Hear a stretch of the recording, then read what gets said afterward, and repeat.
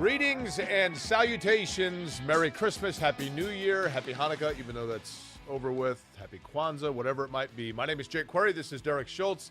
It is the incredibly, creatively, and appropriately named Query and Schultz program on the ISC Sports Network, and it is episode 66, which Derek has appropriately set the thermostat to 66 degrees inside. Nice and crisp. The studio. It is nice and crisp. Feels good.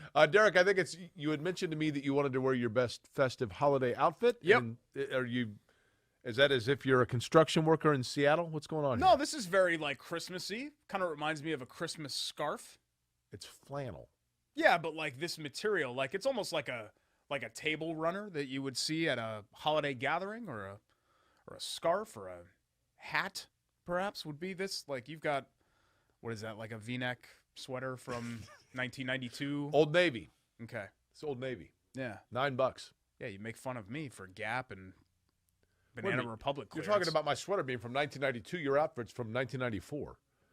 1994 fashion is red hot right now.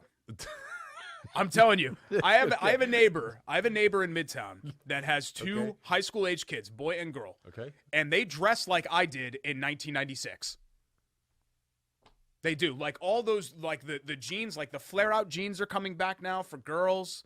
It's still tight stuff. No, but the loud colors. The jeans that I've seen females wearing are the 1989 acid wash mom jeans. Those are starting to come back, though, not the super tight ones, which is too bad because I really enjoy – I would like to stay in a tight pants era. No, I think it fits me well. I really like tight pants. Okay, well. They're comfy. I'm glad you like them. Yeah, they're great. The problem for me is finding tight pants that fit because I'm 30-30. So – it's hard because my leg is actually more like 28, but I can't You're the get ESPN documentaries of pant size? I can't get 28 pant leg.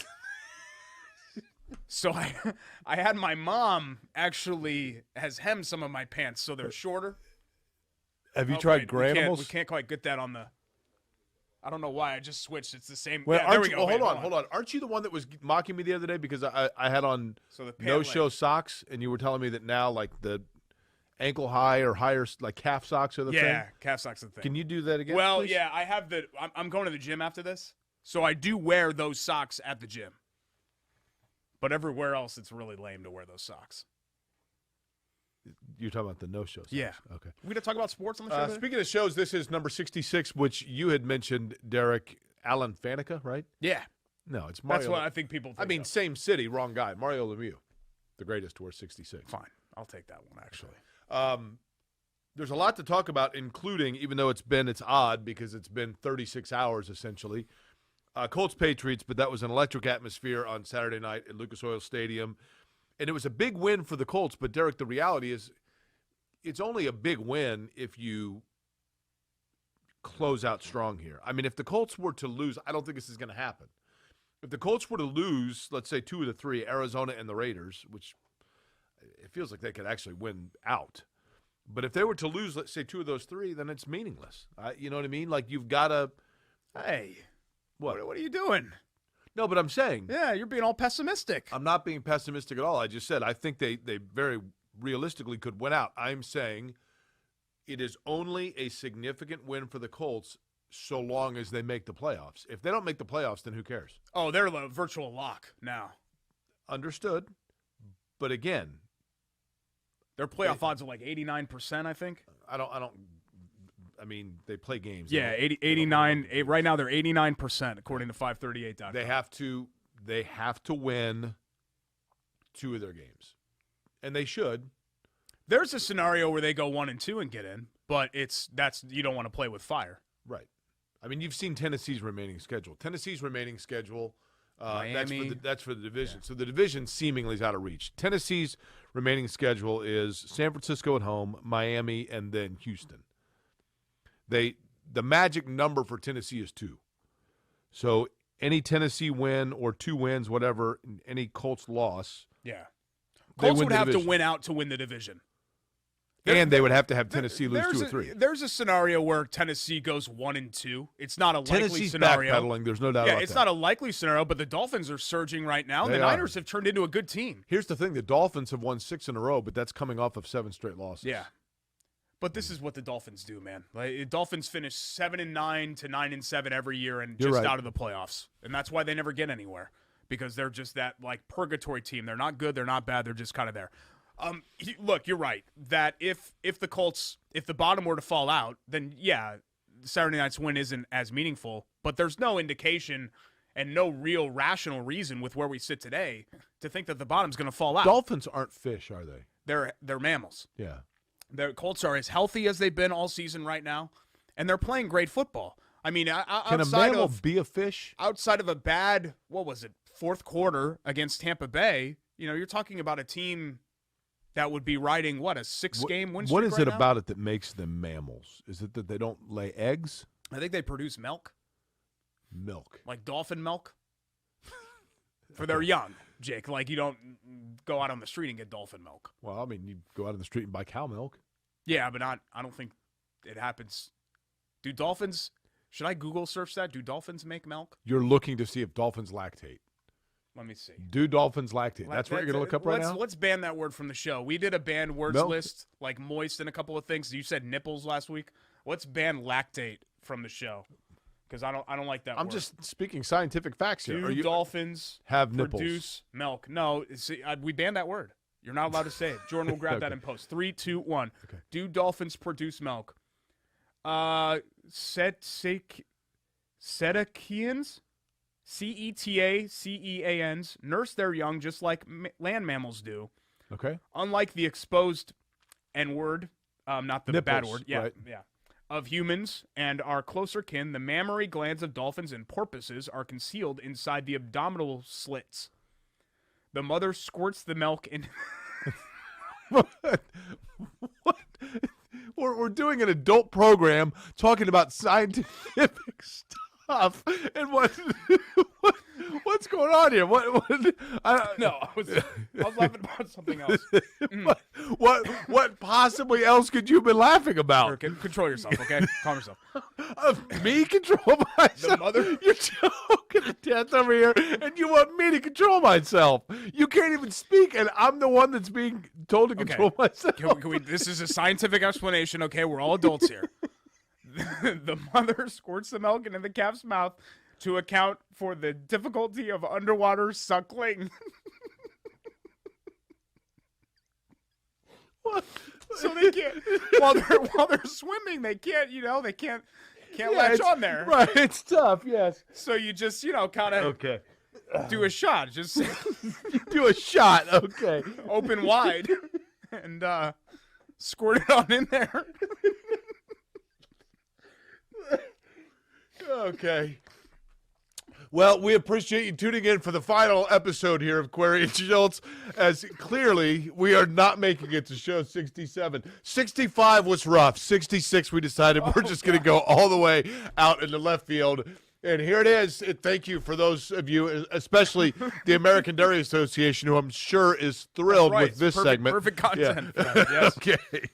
All right. I want people to So learn anyway. things from the show, and this is something. Well, that was, let me tell you they can something. learn. That was, yeah, you were right on top of your scientific facts there. you cannot suckle underwater. Now we know that. I mean, that's, I mean, obvious, right? So what we were talking about the Titans and their schedule? Is that what we were talking Yeah, about? who knows? Who knows what the hell we're talking about at this point? The Colts, Derek, are right now, solidly in the wild card at the 5. It is interesting that the Colts and Ravens have the same record, and the Colts have the tiebreaker, but the Colts are ahead of them in the rankings of the wild card. And that is because if there's more than 3 teams It goes of to identical conference record, it goes by conference Yeah. record, which the Colts have the better. So if somebody drops off there, Baltimore would move ahead of Indianapolis. But as it stands right now, the Colts would open in the playoffs against Cincinnati. Realistically, when you look at the playoffs, there are only 2 teams that really would frighten me, and that's because of home field advantage. If I'm the Colts, I would not want to go and play in Kansas City or in New England. Anybody else, I would feel pretty confident. See, if this was the old Colts, I'd say I wouldn't want to go to New England. But given their traits and what they do well, I'd have no problem going to New England. That's you fair. know, the two teams that scare me, if I have to pick two, the Chiefs are one, because Mahomes, and it's still they're really they should have been the AFC champion the last 3 years in a row, essentially. So they're the ones that sit on the throne. But the second one that gives me pause because of what they can be when they're really good are the Chargers. Yeah, the and Chargers. Justin Herbert. You know, those are the two. But you wouldn't face them, assuming that the Colts don't win the division. You wouldn't face them until the AFC Championship game. When you were in college, did you do a lot of shots? Yeah, I did. Did you ever do them underwater? No. Okay. That'd be really difficult to do. Yeah. As evidenced by the Dolphins facts that we've learned today. And I never had any open wide. Never had that either. Yeah. Okay. Yeah, the Chargers. Let's just never mention that I think on the it's show ever again. I think it's safe to say I would be stunned, Derek, to be honest with you, if the three wild card teams are not, in no particular order, Bills, Chargers, Colts. Right? Yeah, even though the Bills have, they've put themselves in a tough spot, but you look at the AFC. The Bills are another one I wouldn't necessarily want to have to go play. I don't feel, even though the Colts I would handled feel them, I realize. supremely confident going to Nashville right now. For sure. The Colts would be favored in that game. I mean, I'd if we're agree. being honest with ourselves, the Colts would be favored in that game. They would probably be favored going to Baltimore or Cincinnati. I would agree with that. I think they would not be favored going to Arrowhead, and I don't think they'd be favored in I don't think they'd be favored going to New England. I think the Patriots would be like 1.5, maybe 2, something like that with home field. More wide open, AFC or NFC? Oh, God. The whole league's wide open. I think there's a little bit more of a gap between the best teams in the NFC and the rest of that conference stinks.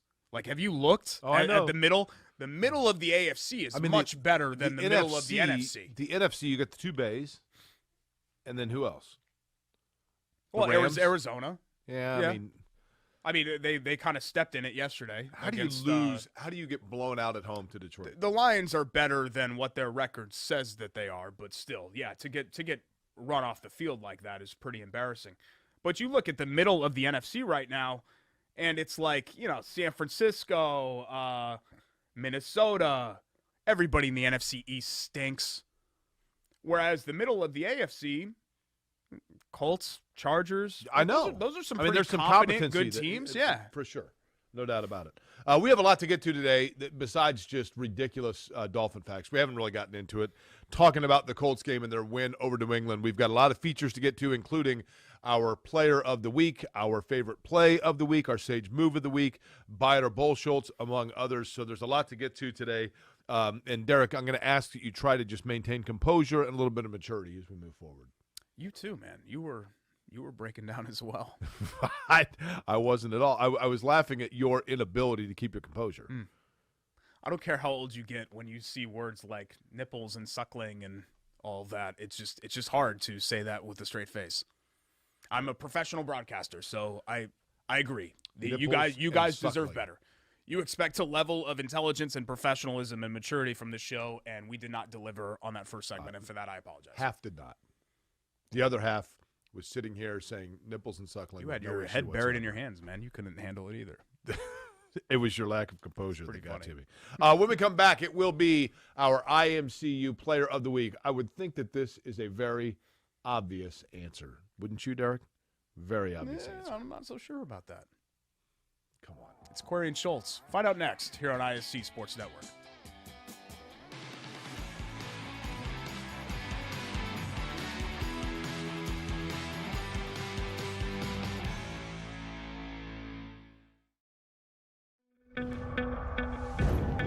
It's here. The moment that will define you. So think of this moment as your moment.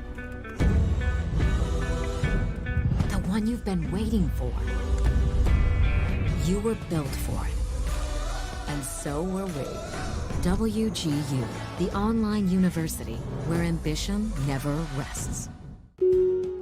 Hey, I'm Jeff Saturday, and my favorite thing when I was a professional football player was Indiana. The Hoosier State always made me feel like family. That's why I trust Indiana's hometown mortgage lender, Bailey & Wood. This family-owned company not only gives back to the communities they serve, but also with their 5-star customer service, they can close on your dream home in days, not weeks. So remember, Indiana, you can always get your mortgages at a snap with Bailey & Wood. Hey, Jeff, how does this look?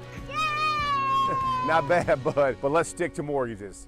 Indiana dairy farmers provide us with safe, pure foods for our tables. A responsibility that takes intuition, resolve, and determination to make sure their milk is good for you and delicious to taste. Their connection with our community runs deep, passed down through the generations, ensuring that milk is always available at your store.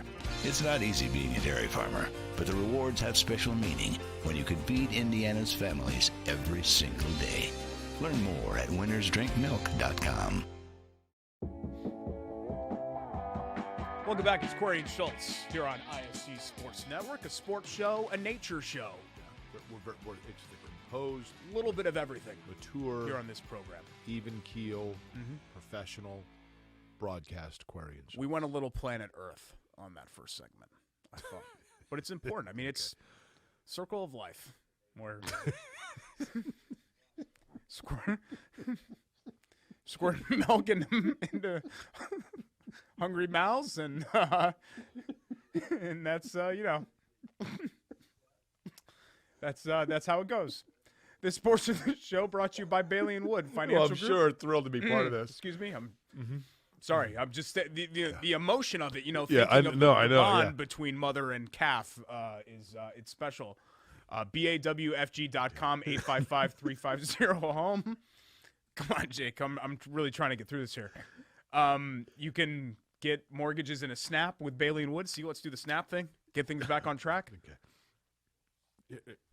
There you go. Pre-approval for home loans, which is really important if you're in the market right now. I need to for get a better house. sleep. I think is what this. Is And coming you out. can refi as well through Mike Wood and his team at Bailey & Wood Financial Group. 13 Indiana branch locations. They've been a great partner of ours, and Mike's been in a great mood because his Dolphins have rattled off 6 straight. His who? His Dolphins. Okay. Just a professional football team. No big deal. Okay.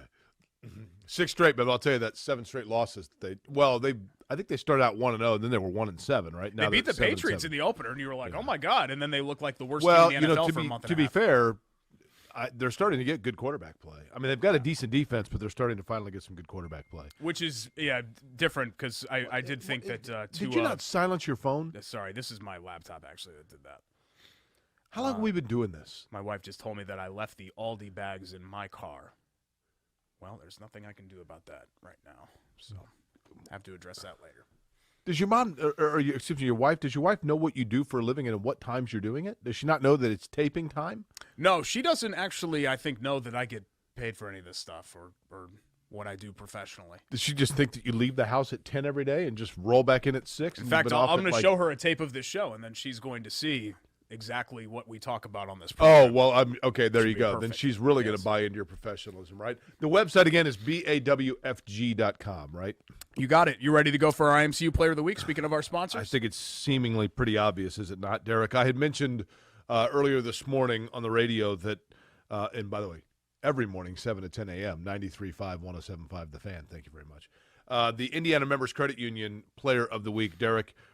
The Colts have had dynamic running backs since they've been in Indianapolis. As a matter of fact, I believe 4 of the top 15 all-time leading rushers in NFL history have played for the Indianapolis Colts. Frank Gore, you got in the twilight of his career, so we'll take him out of the equation. But Marshall Faulk, Eric Dickerson, and Edgerrin James. Mm-hmm. Edgerrin James' strength, in particular after his injury, he was such a strong between the tackles back and could pick up blitzes as a blocker. Marshall Faulk was a dynamic out of the backfield receiving back who could, especially on a sweep, had unbelievable speed. And Eric Dickerson was just a breakaway thoroughbred. I mean, if you got him in open space, it was over with. Jonathan Taylor, to me, is the combination of all 3 of them. He possesses literally the best feature of each back that I just mentioned. And in that game, Derek, against New England, what was interesting to me was Bill Belichick is a guy that usually has a game plan in mind and waits for you to make a mistake and exploits it.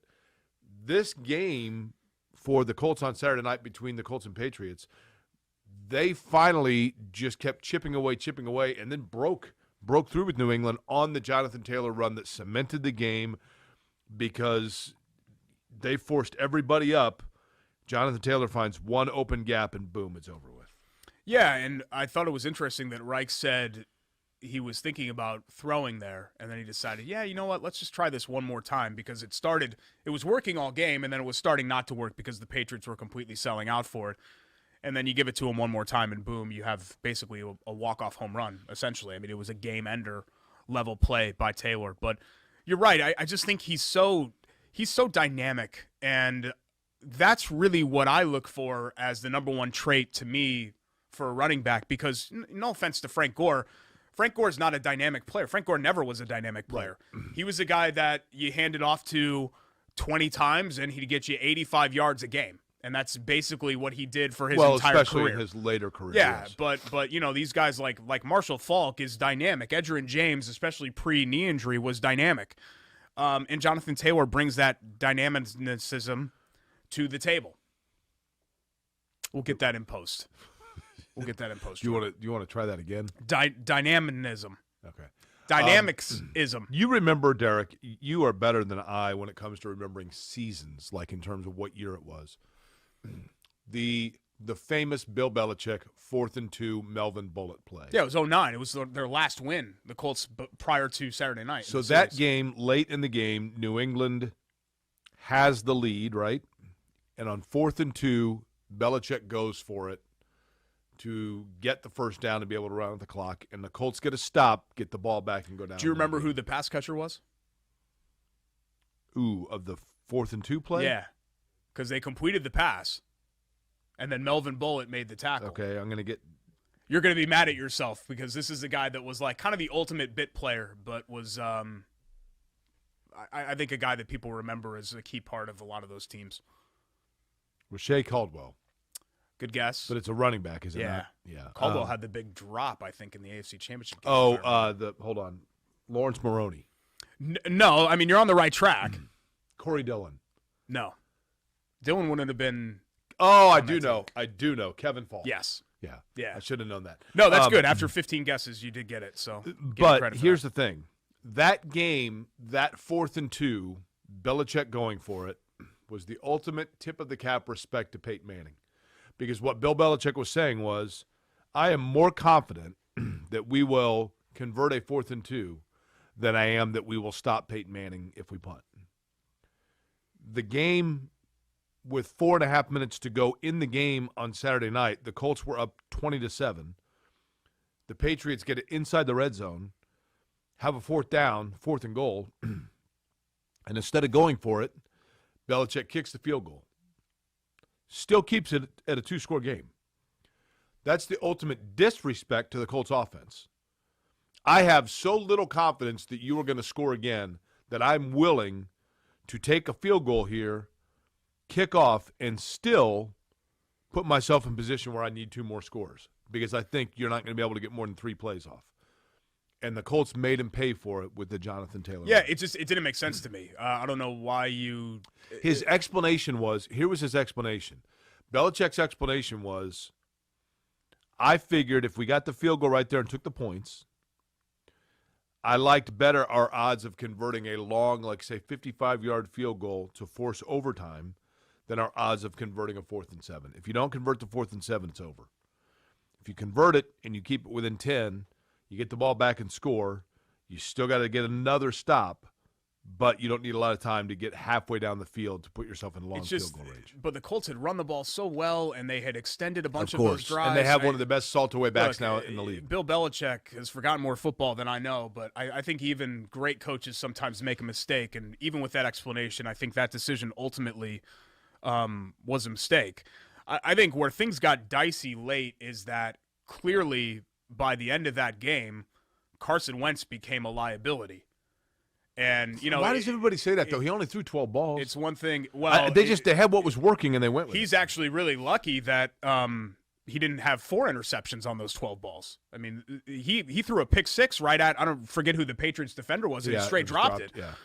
So Wentz was just bad. And you don't have to be the focal point. Like, I like the fact that the Colts won a game where Carson Wentz didn't have to be featured and really have to do anything at all. But you also can't be a liability. You know, you can't get to the point where every time they snap you the ball, people are like, "Oh my God, something bad's going to happen." Would the Colts have won that exact game Saturday with Jacoby Brissett?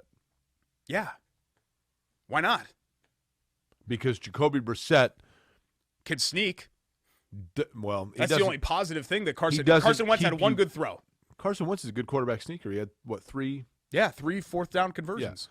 Yeah. Carson Wentz has shown enough as a quarterback, and in particular with his legs, that it still keeps defenses a little bit honest, right? Yeah, he's still a good guy to run that Reich offense because of his skill set. And I'm not saying that Saturday night is who he is. Carson Wentz has had a nice season. I think we talked about the trade on the show last week, and I said I defend the trade. But the reason why I'm apprehensive to just be like, yep, that's the guy, is because in the Colts' 2 biggest games this season, in their biggest moments, he's been at his worst. Overtime against the Titans, and then what you had Sunday or Saturday night against New England. The Colts, you had talked about, with Carson Wentz, like, yep, that's the guy. You're still hesitant on that. We do know for a fact, gave up a number 1 to get him because number 1 because that was solidified. But you're fine with right? that. That's going to be a 20s pick, and for what Carson Wentz has given you, I think it's been that's fair, right? Worth that. I think there have been a lot of positives. I don't even want to turn this into like a negative Carson Wentz. We can always nitpick, even in a win. You can nitpick things. You can nitpick the offense. You can nitpick, the defense late. And all of that. But really, it was such an overwhelmingly positive night, not only for the 2021 Colts, but I think, Jake, for the vision of this franchise.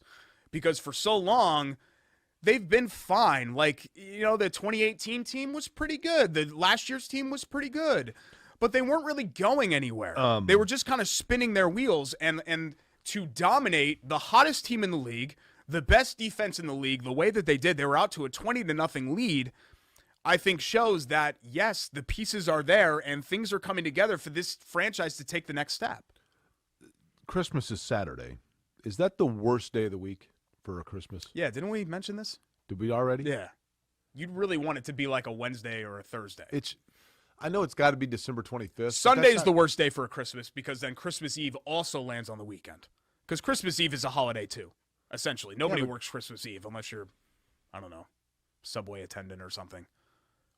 Some job where it has to be manned. I guess my wife works Christmas Eve because she's a nurse. But at least if it's Christmas, if it's on Sunday, then you get Monday off. Don't most people take the day after Christmas off? I think most people are punting.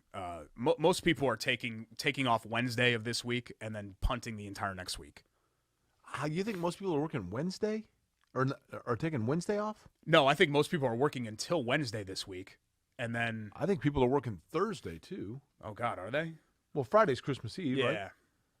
I'm not working Thursday. I'm working Wednesday. You don't work at all. Thursday, I'm just gonna sit in my jams. I probably won't shower.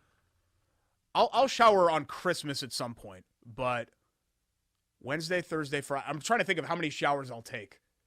Over under's probably at like 2.5. I think we went over this. You're a bar soap, not a shower gel guy, right? No, I for many years I was a bar soap guy, but now I'm a shower gel guy. I'm thinking about going back to bar soap though. I remember when we went to San Antonio. Yeah.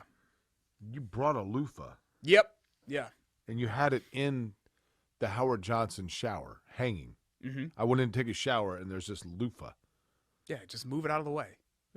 There is zero chance I was going to touch your loofah. They give you washcloths at the hotel, Derek. A washcloth? Yes, for that. It's better than bringing your own loofah. It's like I think my grandpa might have used that's like 1950s style washcloth. At a hotel, yes. Instead of bringing your own loofah. No, you bring a loofah. How did you transport that thing? In my toiletry, my DOP kit, whatever, toiletry bag. Yeah. It's disgusting. It was sitting there hanging, dripping, like dried suds on it. It was horrible. It's perfumed. Yeah, for you, maybe. Well, I have a very thick mane of chest hair, and to exfoliate some of the dead skin that may accumulate over there, I need to get a lather going up here on the chest, and then I go around everywhere else, and then in my beard, I've got to get it too. And loofah helps do that a lot better than like a 1950s rag or just my hands. You loofah your face after it's been in your chest hair? There's nothing, what's gross about that? If anything, the natural oils and things like that from my skin and from the hair that is produced on my chest actually helps in the other areas, like the shine that I have on I have wonderful skin. Really just soft, moist skin. Sorry, we banned moist from the show. Okay. My fault. Okay. I'm just We were on a roll there. We were actually doing pretty well talking Colts and all that, and you're the one that brought up bar soap and whatever else. Serenity now. Serenity now. So the Colts win. Colts are going to be a playoff team. Now the question is, It would appear, yes. how far can they I'm go? not, Derek, I was convinced that between Arizona and Las Vegas, if you'd asked me a month ago, I'd have said if they can go 1-1 between Arizona and Las Vegas, that was a win. I think both of them look very winnable. Oh, I mean, yeah. They should go 2-0 against those teams. There's a better chance that they win out than go 1-2. I would agree with that. And I just, again, we've maintained it where I think there's some people that are surprised that the Colts are here, and I'm not, Jake. I'm not surprised. I mean, they're healthy, right? The Tampa Bay game and all these other games where they lost, they were the better team for like 3/4 of those games, and they just had no luck. And, you know, for whatever reason, we can relitigate all that stuff if you really want to. I don't really want to do that. People know how those games went. But this has been a good team. This has been one of the best teams in the NFL since week 4. Now, you can laugh at that. Like, I sent that out on Twitter, and people can do, you know, the crying emojis like I was after the dolphin milk thing. You could do that if you want, but it's reality. All the metrics back that up, the point differential, everything else. Question is, you know, the NFL typically breaks down to fractured quarters, right? And oftentimes you see a team that in one quarter of the season, that doesn't mean that that's a season make. So the question is, are they going to be able to maintain it beyond the next couple of weeks? Because there is no dominant force in the NFL, Fair. and there's certainly not one in the AFC. Okay, that's fair. When we come back, it is time for our Sage Move of the Week, as well as Love That Play, our favorite play from the weekend. And that might be kind of what ties into our AMCU Indiana Members Credit Union Player of the Week, which is, as we mentioned, Jonathan Taylor. And Derek, one more time, IMCU, the benefits of an IMCU becoming a customer free is? checking accounts. They have low auto rates as well. See what IMCU can do for you at imcu.com. All kinds of branch locations all over the area as well. More to talk about when we return. It's Corey and Schultz on ISC.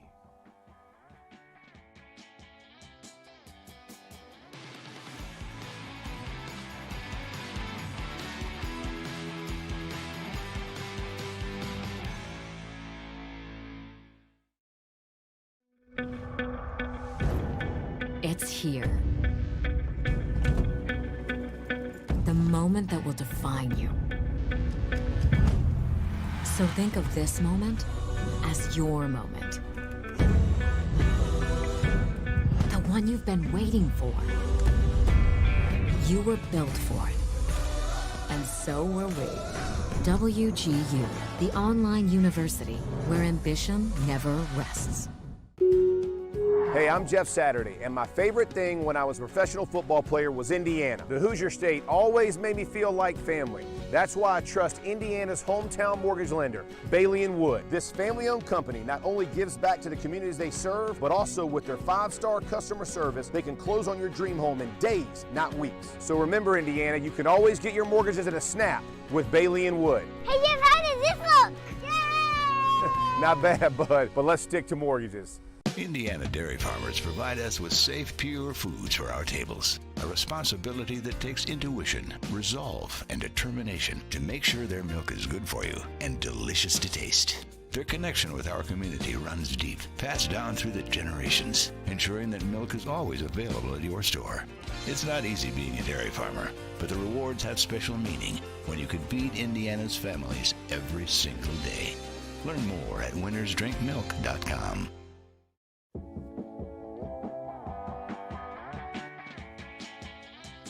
Welcome back. It's Corey and Schultz here on ISC Sports Network. This is. What's the reaction there? Do you remember last week when you heavily promoted that it was the worst show we've ever done? Yeah. I didn't think it was possible.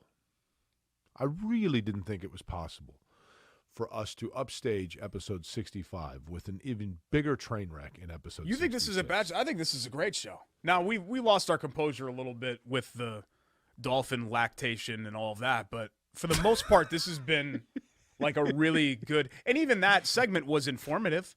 Did you know that dolphins produce? I assume that they did because they were mammals. I didn't know that they did like.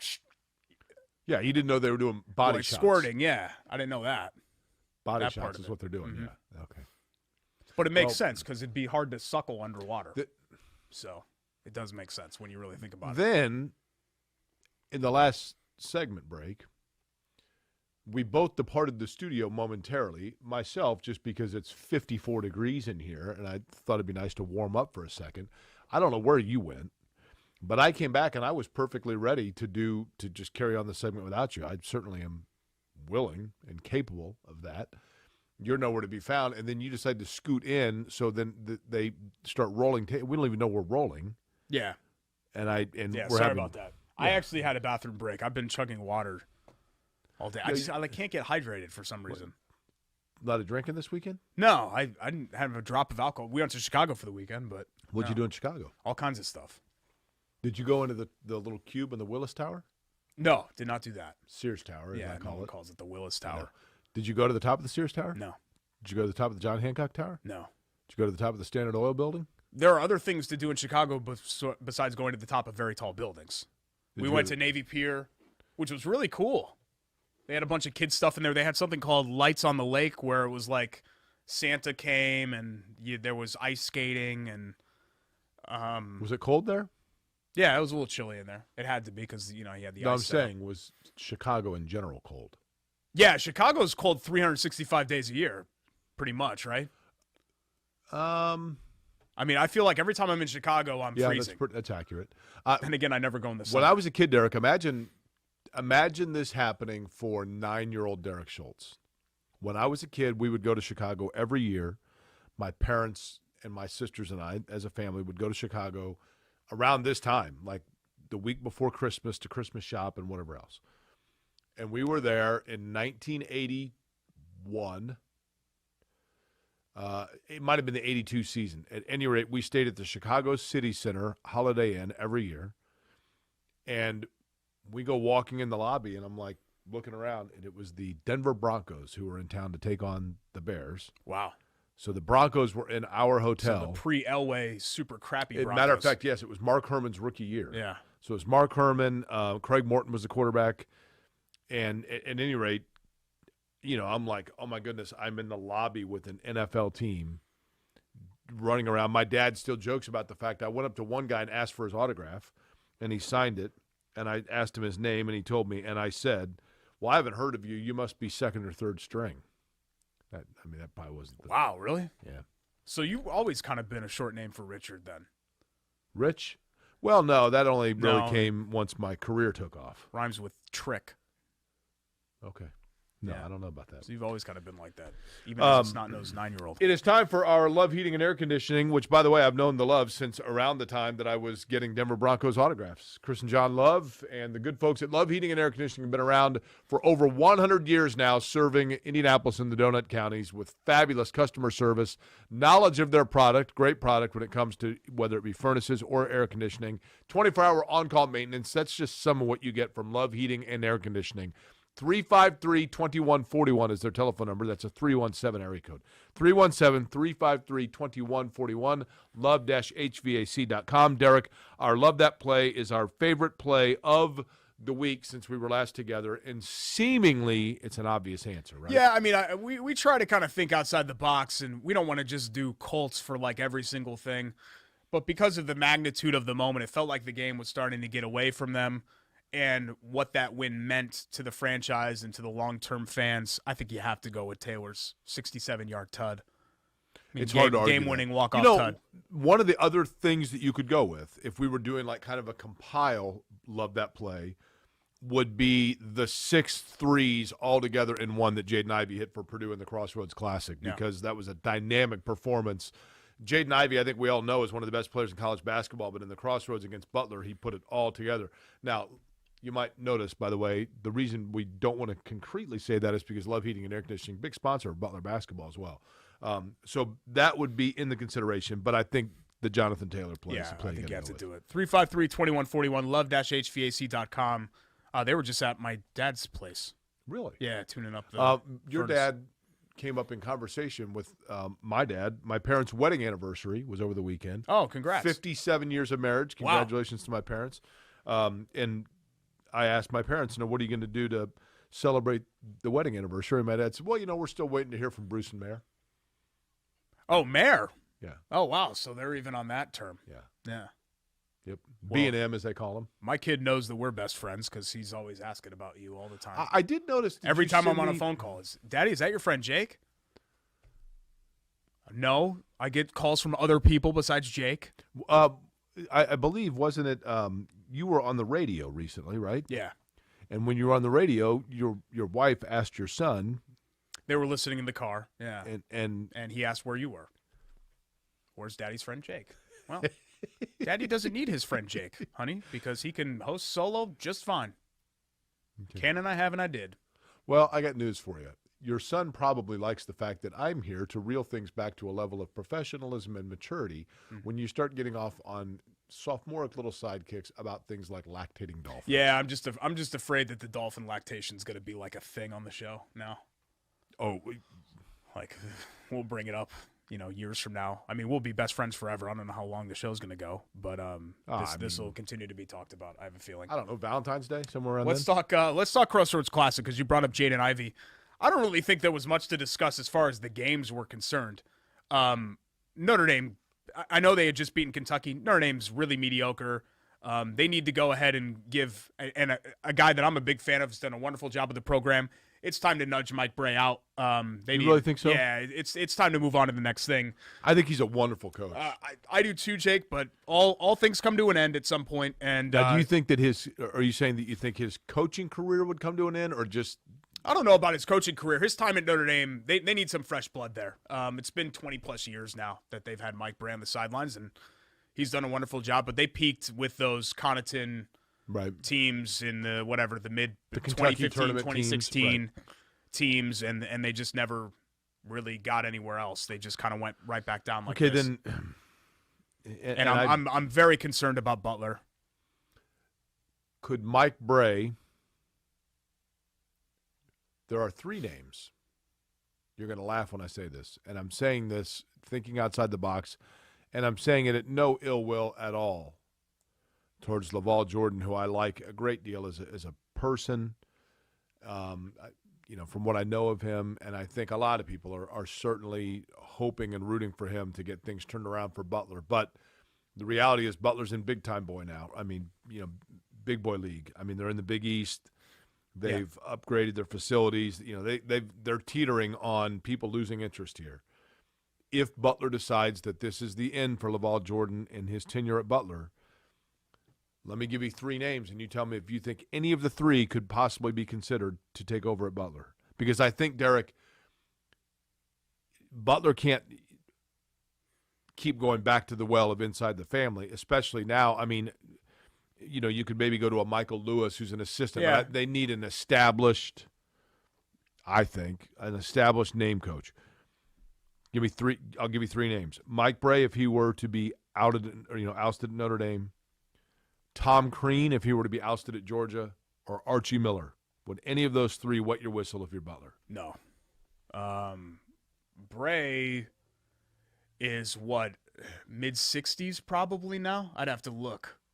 So he's getting up there. Okay. And I think he's done a nice job. The Crean thing, and, you know how I feel about that. And Archie Miller just failed so spectacularly at Indiana that I think I think you have to go down a couple of rungs. I think you'd have to go back to like a mid-major level program if you were Archie before you'd have, or be a lead assistant somewhere for a major program before you'd feel like you wanted to give him another chance again. Michael Lewis would make a lot of sense to me. I agree with you. I don't think Butler necessarily needs to go in the family. I would like to see them open it up and see what kind of interest I could draw. But, the Big East, all the other programs, Providence, hell, DePaul, all the other programs are going like this.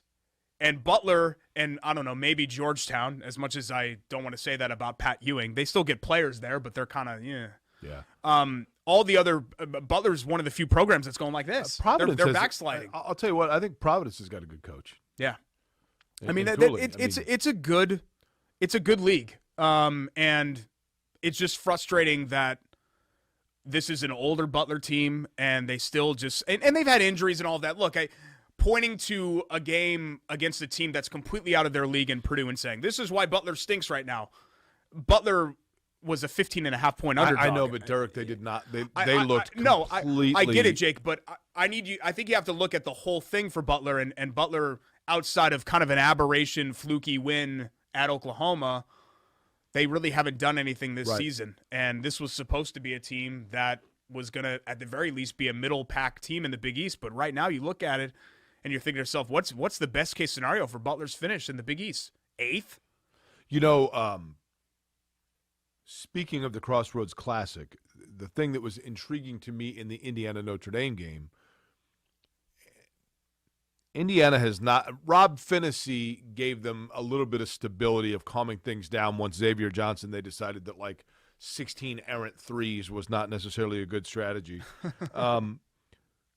It is interesting to me, Derek, that clearly Mike Woodson is still looking for solid, consistent point guard play, and yet he has a guy on the bench that was a 5-star, #1 point guard recruit in the country. And listen, the IU apologists that are, he declassified, and he's really only this is really only his true freshman year about Christian Lander, and I know nothing about Christian Lander as a guy. I'm sure he's a wonderful kid. But I'm not saying he's not a good player, but clearly whatever Christian Lander brings to the table, Mike Woodson wants no part of because he can't get on the floor. Against who was the team they played? Merrimack. Yeah, against Merrimack, Yeah. he couldn't. He got 7 minutes in a game when that's when people should be getting their audition. In terms of the whole, he reclassified, and so he's really young for his grade, so give it time. That was sufficient 10 years ago. Look, he's 3 months older than Chet Holmgren. He's 6 months younger than the kid at Duke that's the #1 player in the country. Come on, man. I don't think that Lander thing's going away. Regardless will he be their second semester? I don't know. Regardless of who it is, I just hope that somebody solidifies that second point guard spot. Right. And at least it looks like now, and Finney, I'm not a fan of, but Finney at least has done that. I mean, Finney is now. an experienced. Yeah, he's fine. I wish that he was a little more competent offensively and could hit shots, but he's a good passer. He's a great defender. I do like Race Thompson. I think that he is emerged into I've a always really liked nice Race. player for Race them. Thompson's like one of the few things outside of Trace Jackson Davis to like about the previous Turned into a 3 really nice years player for of them. Indiana basketball. And Parker Stewart as well. I think what he adds as a shot maker is an element that Indiana's really been missing. It remains to be seen whether some of these moves we're talking about come to fruition for these teams. Obviously, for those that it would be detrimental towards. We're not rooting for it, but it is probably still in play. But that does take us to our Sage Move of the Week from WGU Indiana. WGU is Indiana's largest online accredited university. So whether you are thinking about for the first time pursuing a degree or perhaps finishing a degree that you may have left on the table, maybe you just feel like, my schedule between the work and kids and everything else, I don't have time to get in the car and go and take classes. When it's online, you can do it at your own schedule, at your convenience. That is the benefit and the advantage of WGU Indiana. WGU.edu/Indiana, Indiana's largest online accredited university. Here's Sage right here. Yep, there he is. Our Sage Move of the Week. And then Derek, did you see, by the way, the Indianapolis Zoo has a new owl? Yeah, pass. Not going to be doing that. An owl and a hawk. Canceled our membership New hawk. because of the owl and the hawk. Derek, look at this. Sage right there. If the birds come, I go. Sage right there is saying, and owls, their head's on a swivel. Mm-hmm. They go 365 degrees. Sage is saying, come to the zoo. Come see me. No thanks. Or enroll at WGU. I went to the Field Museum in Chicago, and they have these cases of all these taxidermied birds, and it was horrible, like a whole wing of it. Wing? Okay, well, sorry, I thought you'd be mature about that, but Apparently not. Did you not go to the aquarium while you were So there? my see the sage dolphins? move of the week, I actually like the fact that Travis Hunter chose Jackson State. I know Okay. people got in an uproar about that. But if you're elite and you're confident that you're going to get to the next level, I don't think it really matters where you play. You know, you talk about Christian Lander and the declassification and what that meant 20 years ago compared to now. I don't think where you play matters a hill of beans. If you're good, they're going to find you. They That's found true. Darius Leonard, right? Enough for him to be a second-round And by pick. the way, for Sage Move of the Week, Derek, I'm going to go with Cricket Wireless in sponsoring and putting together the Celebration Bowl, which goes to, I'm assuming that it is by design, the bowl game between two historically black colleges. And it was Darius Leonard's South Carolina State team taking on Deion Sanders and Jackson State and getting the win. And Darius Leonard was thrilled about that, I know, to see his guys. But I think this interest and expanded growth of historically black colleges and universities, which have obviously are historic schools that have been around for a very long time, but to see them get some cachet now outside of their esoteric niche, to me, I welcome it. It's cool. Yeah, it is. And, you know, if you're a cornerback or you're an elite cornerback, why not go play for Deion Sanders? I mean, listen, right? Has there anybody been better to do it than Deion? HBCUs, I mean, Jerry Rice, I think Reggie White, Yeah. you know, obviously Walter Payton. Well, Reggie White was Tennessee, right? Tennessee State, right? Wasn't he? I think it was just UT. Oh, was he? Yeah. Okay. Then I'm No, but mistaken. there's a pass rusher that was Who an went to- HBCU guy. Who went to Tennessee State? Ray can help me here. Somebody went to Tennessee State. Are you sure that There's a pass rusher of Reggie White's ilk that was an HBCU Robert guy. I'm Mathis? trying to think. No, I'm trying to think of well, who it Robert was. Mathis is one, obviously. HBCU NFL players. Jerry Rice, Walter Payton, Antoine Bethea went to Howard. Antoine Bethea. Oh, duh. Strahan was an HBCU Michael guy. Strahan, That's okay. who I was thinking Yeah. of. Yeah, but Doug Williams, Mel Blunt, Mel Blunt's a good one. Art Shell, Steve McNair. Yeah, the so I late, mean, great we're going Steve back, McNair. Derek, 40 years ago, Yeah. and if you could play, they found you, right? Yeah. But especially now. You ready to come back and listen? I'm going to need you to brace yourself. Are we about to drink something that is produced by mammals? Yes. Mm. When we come back, it will be the biggest challenge of our professional career, maintaining the composure necessary to consume the dairy product milk. That of the cow, of course, from the American Dairy Association farmers of the state of Indiana. Not dolphin milk. And doing so while getting Derek to look in the camera and say, I am enjoying ice-cold milk, just like a dolphin might when its mother is lactating, and it has to take a shot through the water because its inability for the suckling of the nipple in water makes it too big of a challenge. You see how easy that was for me to scientifically and factually say with a straight face and professionalism? Should we get a squirt gun? Okay. Open wide. Okay. I need nourishment. We were so close. We were so close. Our Winners Drink Milk winner of the week is next.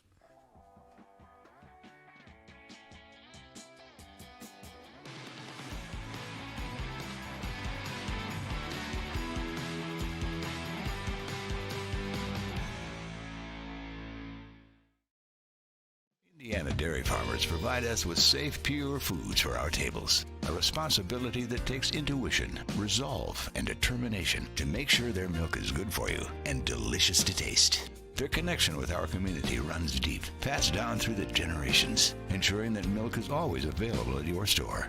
It's not easy being a dairy farmer, but the rewards have special meaning when you can feed Indiana's families every single day. Learn more at winnersdrinkmilk.com. It's here. The moment that will define you. So think of this moment as your moment.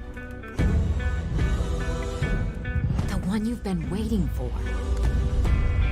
You were built for it. And so were we. WGU, the online university where ambition never rests. Hey, I'm Jeff Saturday, and my favorite thing when I was a professional football player was Indiana. The Hoosier State always made me feel like family. That's why I trust Indiana's hometown mortgage lender, Bailey & Wood. This family-owned company not only gives back to the communities they serve, but also with their 5-star customer service, they can close on your dream home in days, not weeks. So remember, Indiana, you can always get your mortgages at a snap with Bailey & Wood. Hey, Jeff, how does this look? Yay! Not bad, bud, but let's stick to mortgages.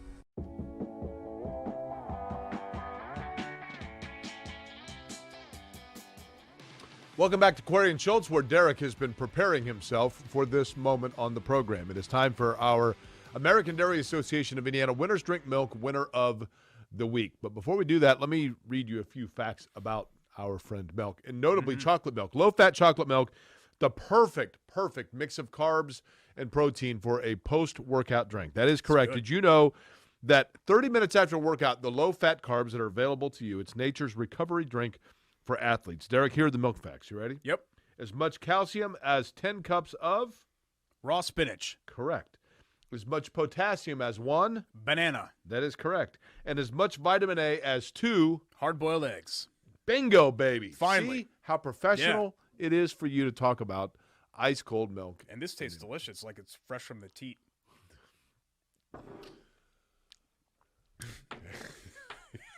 It's good. It's quenches my thirst very well. As if you're a dolphin. Dolphin? Is that what you're saying? Yeah. I just feel like flapping my fins together to applaud the great folks at the American Dairy Association. Can you of imagine Indiana the for applause of a providing this. dolphin?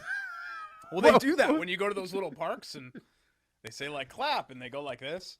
You've never gone to a dolphin show? I've actually swam with the dolphins. Or they swim backwards and they're like on their tails? Okay. They also, should I bring this up on the show? They give them a quick shot of milk when they do that, right? Do you know something else that dolphins do that's unique to dolphins Or do not? of all creation? Something that they enjoy that humans enjoy? Should we bring that up on the show? Or, I don't even know where you're going with it, but no. No, Well, when dolphins, we're good. We're fine. you know, they don't always just get together to produce offspring that need milk. They bow chicka wow just for fun. Just like humans do. So there's another dolphin fact if you wanted some more dolphin facts. And I think there's some of the only animals that scientists have discovered on Earth that do that for pleasure. Okay, you good? I didn't know if people knew that. Yeah, it's fascinating. In fact, stuff. they've had to tell people to not go out there and Okay, that's good. swim with the They got dolphins. what? They got dolphins Like have Tinder. I don't And, know. it's- Also, they're Do you think it's hard for them to swipe? well for males. They, all right. That's probably Okay. good enough. Okay. They can contort their. Okay. Anyway, so Yeah. Derek, your nominee. I know an the astonishingly American Dairy Association. Sally, amount listen, of Sally, facts about dolphins. Jenny, Brooke. I'm so sorry. I want to thank you again for your clear loyalty to this program and sticking by us through thick and thin. Mhm. Okay, Derek. Your nominee is? We're gonna go Colts heavy. Let's just go all the way with it. Okay. I think Jim Irsay. He got a game ball after the game. Again, Jake, I don't want to be too in the moment, but that win, to me, signifies a real direction for the Colts franchise. Entering that game on Saturday night, if you go back to the 2015 season, the Colts had been 55-54. They had no division titles. They've had one playoff win. I mean, they've been the definition of throughout that span. And to beat the hottest team in the league, the number one defense in the league, and really control that game. I know things got a little dicey there in the fourth quarter. They controlled that game for the most part. They were, I would guess that they were never under about an 80% win probability. To do that after 12 years and 8 games of embarrassments and beatdowns by the Patriots, I think it was monumental for and Derek, the owner. Quite frankly, kind of the embarrassment for the Colts of Deflategate, right? Yeah. I mean, I know that Colts fans think that was an indictment on New England, But I think a lot of people in the NFL think that was an indictment on Indianapolis, blowing that whistle and then, everything that came with it. So, Well, it was nice to hear the other team whine because Belichick was whining this morning. We're taping this right now on Monday about T.Y. Hilton not getting ejected. And right. I'm thinking to myself, actually feels good to be on the other side of that where you win and the other team is whining about you. So Jim Irsay, our recipient for the American Dairy Association, who I'm sure is thrilled to be sponsoring this segment, the American Dairy Association of Indiana Winners Drink Milk, winner of the week. So give Mr. Irsay a little squirt. We were doing so well. We were doing so well. I mean, we were right there at the finish line. Raise them high. What? Raise them high in the air. Derek, would you grow up and be an adult here? I mean, you got a son that might be watching this. All right, quick hits. Okay. You ready to do that? No, why don't we do it when we come back with Vital Bullshit? Do you want to just do that? Just- Yes, I'd like to do quick hits Okay. right now, yes. Okay. Yes, absolutely. So do but- quick hits? Okay. Quick hits. All right, calm down. Every team in the NFL except for the Packers now has 4 losses. Tampa and Arizona suffered surprise defeats in Week 14. Packers the only team so far that have clinched a playoff berth. Only Kansas City has fewer than 5 losses in the AFC. So you talk about it being wide open. I think that is indicative of the team records where nobody's running away and hiding. By design, Derek. It's by design, parodying the NFL. It's fascinating stuff. But generally speaking, you always have somebody that goes 13-3 No, you're or right. whatever else, and it doesn't. Maybe Green Bay does that, but even Green Bay, Green Bay is a very good team. I don't think they're a great team. I don't think that they are some unstoppable force or anything like that, like some of these teams recently have been.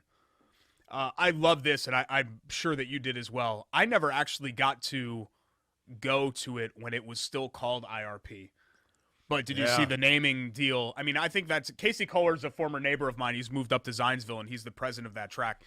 And he's a smart dude, and I think he realized, hey, branding-wise, we need to put this as part of our name. Yeah. So IRP now, they have a title sponsor. Lucas Oil, Indianapolis Raceway Park. So it's still the same title sponsor, Right. but you get Indianapolis Raceway Park back in there again. And some people are saying, well, what's the big deal? It's just a name. Everybody's called it meant IRP a lot forever. of people. Yeah. Or ORP, because it was O'Reilly Right. Raceway Park. They need to get the stock cars back there. You're right. No offense to IMS, but that little bull ring was built for stock car racing. No, it's fun for sure. I miss the trucks there, Have you been too. to the U.S. Nationals ever? Yeah. Yeah, it's Yeah. pretty cool. We used to do the show out there live, remember? Oh, that's right. Not actually for U.S. Nationals, for Right. prelims, but still. Yeah, We were out there a couple Pretty times. awesome. It's a very cool thing. Bite or Bowl Bleep when we come back. Okay. And some thoughts on the Pacers as well. We always kind of leave that for last because they're the most forgettable topic that we have to discuss. We're going to do a segment next that is going to be completely mature. Yep. On point. No joking around. 100%. Square and Schultz. We will keep you abreast of the latest of what's going on with the Pacers when we return.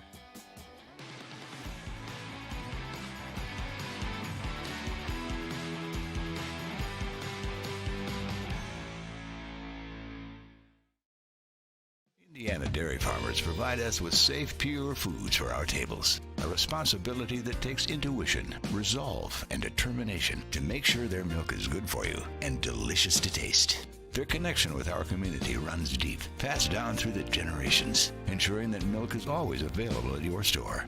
It's not easy being a dairy farmer, but the rewards have special meaning when you can feed Indiana's families every single day. Learn more at winnersdrinkmilk.com. Hey, I'm Jeff Saturday, and my favorite thing when I was a professional football player was Indiana. The Hoosier State always made me feel like family. That's why I trust Indiana's hometown mortgage lender, Bailey & Wood. This family-owned company not only gives back to the communities they serve, but also with their 5-star customer service, they can close on your dream home in days, not weeks. So remember, Indiana, you can always get your mortgages at a snap with Bailey & Wood. Hey, Jeff, how does this look? Yay! Not bad, bud, but let's stick to mortgages. It's here. The moment that will define you. So think of this moment as your moment. The one you've been waiting for. You were built for it. And so were we. WGU, the online university where ambition never rests. Welcome back to the 7 of you that are still watching this program on this, undoubtedly, the worst show we've ever done. Derek, there's been a lot of ugly things that have taken place over the last 45 or so minutes on this show, notably from you. But I disagree. well, I'm sure you would. But if you want to see beautiful, I saw some fabulous pictures on social media from Chateau Kitchens and some of the work they've done of renovations that they've done to homes on the interior, not just kitchens but bathrooms as well. Yeah, they do unbelievable work. They do basements too. Anything that's on the interior of your home. Have you done anything with your Chateau basement Kitchens, yet? We're going to. What are you going to do? Take a minute. Is that you're going to put all your little bobbleheads and figurines down there? No, we're going to finish it and kind of make it a space for him as he gets older. He's going to need that to have friends over or girls over like I did back You when I were was in my afraid of younger your words. basement. I was afraid for many years of my basement because there was a troll that lived behind our water heater. Okay. But it was different. You know, those old New England houses like that, they were much scarier basements than what you're used to here in Indiana. Your basement's pretty old. But yeah, it's 1927. But if you've got a scary basement, a scary kitchen, or a scary guest bathroom like we had, you can call Chateau Kitchens or head to www.chateaukitchens.com and check out what they can do for you. Also, the before and after pictures, I think, are the best. Undoubtedly. That really reveals the scope of the work. At Chateau Kitchens on Instagram and Facebook if you want to see those. Also, their showroom is always open Okay. up there in Carmel if you want to check them out. But Steven and his Fabulous group, work. really, really great job. Everything, I say this every week on the show, everything that we're ever going to do renovation-wise in the house is going to be Chateau Kitchens from now on. And understandably so. Time now for Buy It or Bull Schultz, where Derek makes a statement, and then I say whether I buy it or I think it's Bull Schultz. And then he himself says whether or not he agrees with his own statement. I actually, looks like I forgot to prepare this for today. So I prepared everything else. I must have forgotten Buy It or Bull Bleep. Okay, do you want me just off the top of my head? Yeah, what I said? you've done, this is actually something off the top of your head that you've done fairly well with. Okay. When we've been forced into those situations like we are right now. Okay, so question number 1. You ready? Yep. The Colts will not only secure themselves a spot into the playoffs, but they'll make the division race interesting because they will win their last 3 games of the year. Ooh. You know what? I'm just gonna go ahead and buy it. This is the second time that I've done that stupid Colts train thing. And I remember in 2018 when I did the Colts 7-2 train, I was like, oh, 7-2, is that too aggressive? And they finished 8-1. And then this one was the Colts surge train where I was hoping that they'd go 9-3. And I thought to myself, oh, God, is that too aggressive? And if they win out, they'll finish 10-2. I mean, it's insane to think that both times, and I like to think that I played a big part in that, just like, you know, Kenny Moore, Darius Leonard, Derek Schultz, like those are all the ingredients to the Colts surge and the turnaround for this season. But I think, yeah, I don't think there's any reason to think that really it hinges on Arizona because Jacksonville's just awful. I know about the Colts history in Jacksonville and, well, never say never. You know, I get it. No, they're bad. They're really If bad. the Colts don't win that game by 2+ tuds, I'll be shocked. And then the Raiders just have completely fallen off as well. So, yeah, I'll go ahead and buy it. What about you? Okay. I will buy it. I think Arizona's regressed a little bit. Vegas, I think, is mailed in. The Raiders just, you know. And then So you're making the Titans win 2 games in that spot to hold Titans on to have the 2 division, remaining, which would be the which Niners, I think is actually the most likely scenario. Niners, Dolphins. I think they and split Texans. with the Niners and Dolphins, and they beat the Texans. Okay, statement number 2. College football has completely jumped the shark when it comes to bowl games. They simply have too many of them. Bowl bleep. So you like the bowl Give me all the games. bowl games. Give me all the football. Yeah, From an I would tend to entertainment agree with standpoint. that too. I like in bowl games this time of year. It's kind of like World Cup soccer. And I'm not trying to make a comparison of the level of play and the significance and the meaning. But like World Cup soccer, I'm not a huge soccer fan, but I do enjoy the World Cup because it just gives me something to have on in the background while I'm doing things. Yeah. And bowl games are the same thing. I'm wrapping Christmas gifts or I'm getting ready to go out and do something, and there's San Diego State taking, or Utah State and Oregon State, that kind of thing.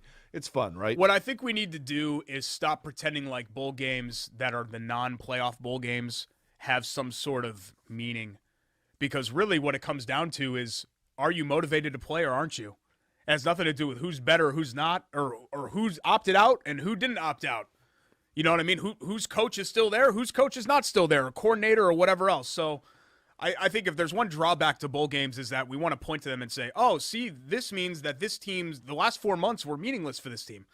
No, it's a glorified exhibition, and they had 2 players opt out and the coordinator leave and whatever. Doesn't Okay. mean anything. Last statement here before we wrap up with some Pacers talk. Statement number 3, it's time to start taking Jake Paul seriously as a boxer.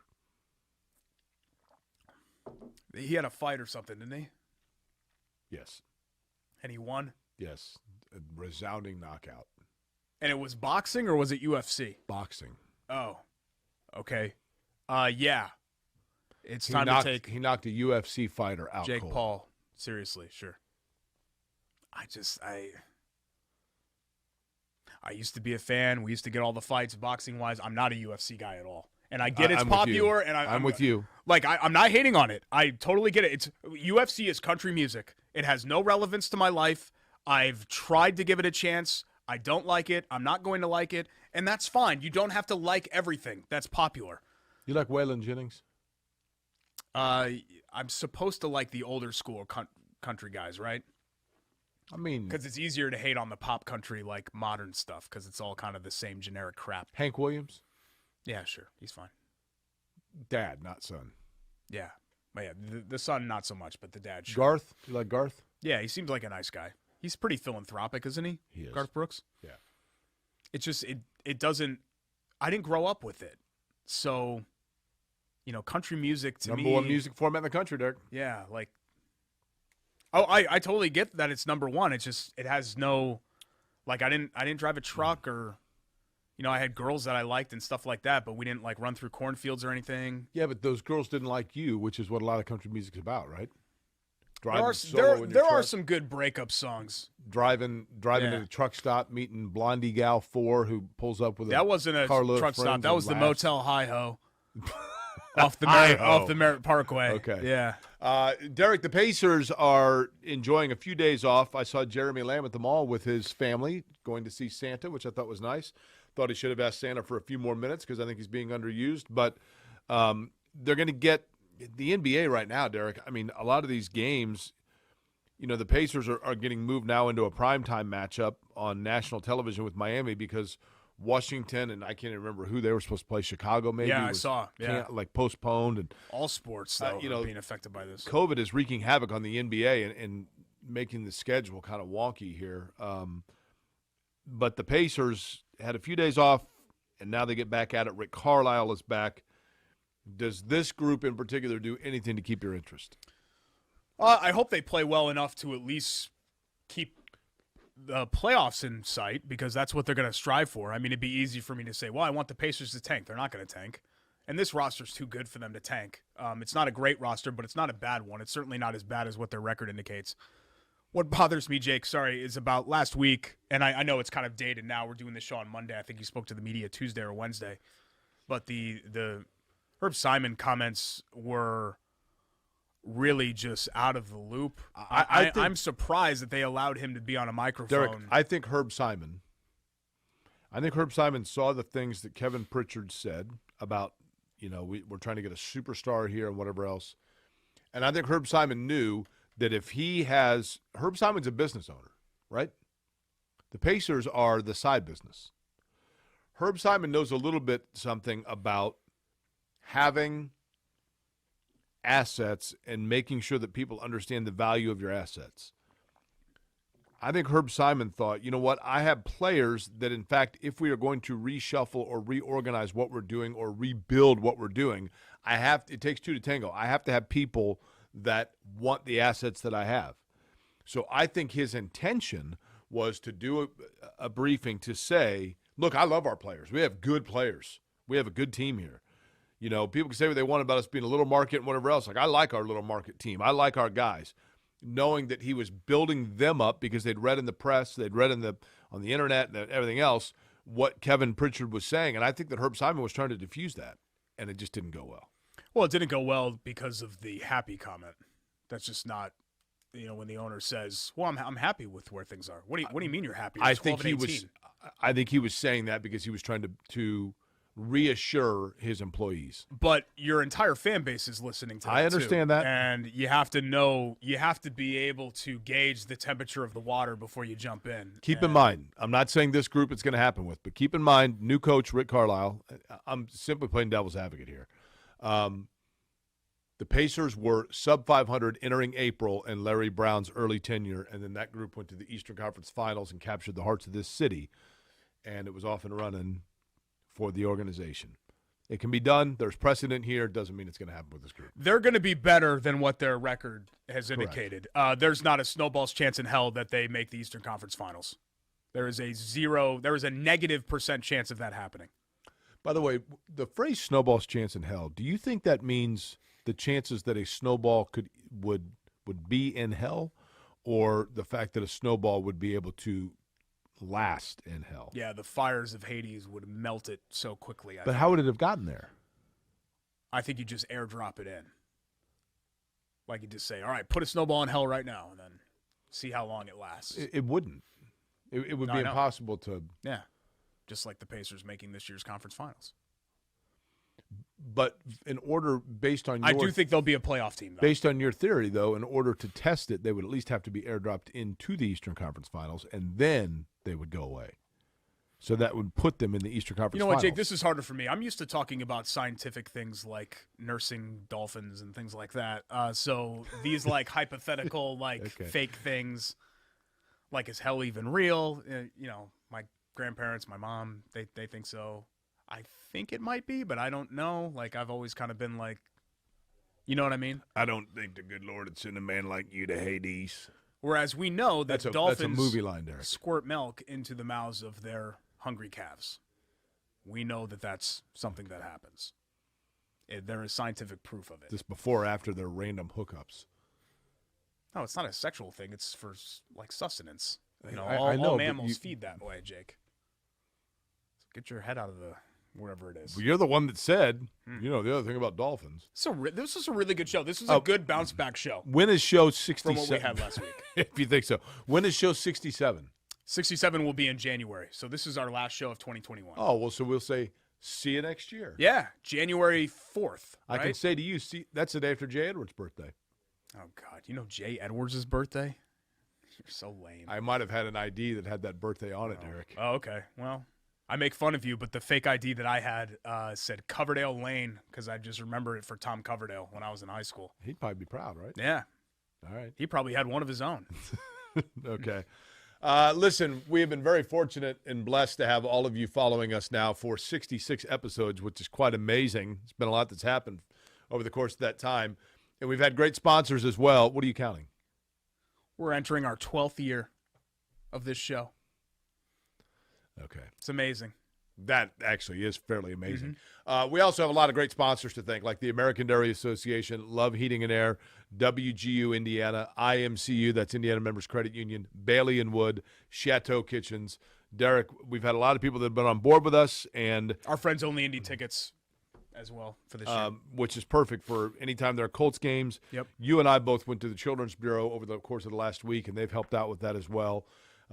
So a lot of great people that have been on board with us, and we would like to wish everybody, including those of you watching, as I mentioned, a very Merry Christmas or Happy Hanukkah, even though that's now obviously for this season is over with. Happy Kwanzaa, whatever it might be that you celebrate, and a Happy New Year as well. So wish everybody the best for health and happiness for themselves and their family over the next season. And Derek, January 4th, right? January 4th. What are the odds that we're both going to be here? Very good. Also, kind of a public service announcement. If you own a firearm, do not shoot it up in the air loaded on New Year's Eve. Apparently, that's a problem in Indiana, which I didn't know. Appears to be more than a problem on more than just New Year's Eve. I'm getting the signal that we need to extend this because we're ending at an odd time. So we have to end at an even time. What are we supposed to do now? Are we going to sit here and tap dance or something? something? I could look up more facts about dolphins if you'd really like me to. No, please. Can we? Well, here's what we can do then. Instead of being under, why don't we just be over and we can take out the entire dolphin segment, now I'm getting the wrap, which is 19 minutes long. So I guess we can go ahead and wrap. Okay. I thought it was a great show today. I promise you, folks, in 2022, this show's going to turn professional. We will see you next year here on Query and Schultz, ISC Sports Network. And I think we're wrapping. There we go.